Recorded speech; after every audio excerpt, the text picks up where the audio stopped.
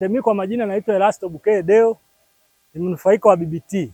Awali ya yote tunamshukuru Mwenyezi Mungu kwamba ametuwezesha. Sasa si story, ni utekelezaji unaendelea kama mnavyoona. Pia tumshukuru rais wetu kwa kuangalia vijana na kutupa fursa ya mikopo nafuu isiyo na riba. Na wasimamizi wote ambao wanasimamia mikopo hii wameweza kutusaidia mpaka unakiona hichi kinachoendelea. Samaki wetu wamekuwa.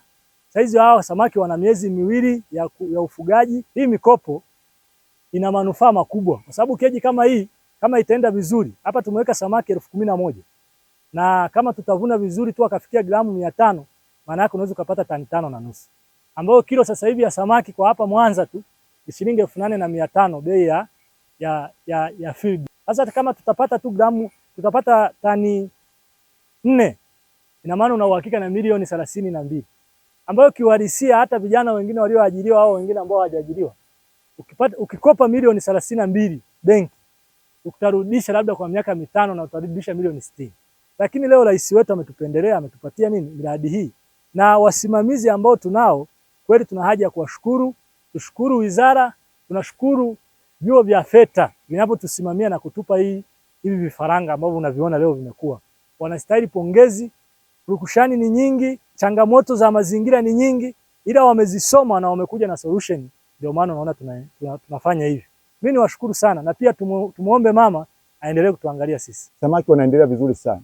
Vijana wanachangamka, wanaona yale tulikuwa tunawafundisha siku zote, wanaanza kuyaona kwa vitendo.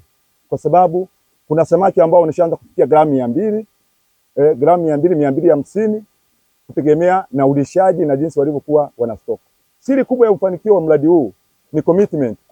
Ni lazima ulishe kwa wakati, uhudumie kwa wakati, na uhakikishe unatoa tiba, yani huduma sahihi, kwa sababu chakula mwili sio cha kutosha. Kwa zile vijana wanapokuwa wanapandikiza vifaranga vyao, VETA yupo pale kuwapa ule ujuzi wa kila siku. Hilo ni jukumu ambalo tunalifanya katika huu mradi wa BBT kuwepo eneo hili ambao tuliopo Mwanza. Lakini jukumu la pili, kupitia mitaji yao, VETA ina jukumu la kutoa zile pembejeo. Kwa mfano mbegu za vifaranga vya samaki, vyakula, pamoja na shughuli nyinginezo ambazo zinazohusiana na uzalishaji. Lakini jukumu jingine ni kutoa zile huduma saidizi, ambalo ni jukumu la tatu.